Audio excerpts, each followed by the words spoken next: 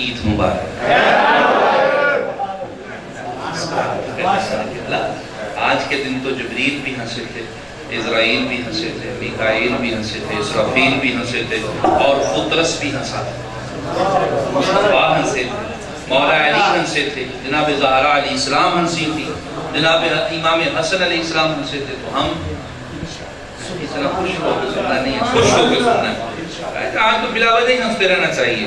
آج کا دن ایسا ہے، کل غازی عباس کی ولادت کا دن ہے، کل کا دن حسین کی مسکراہٹ کا دن ہے۔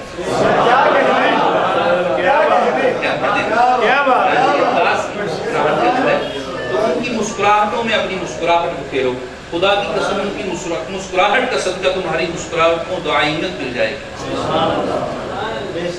دوستان محترم،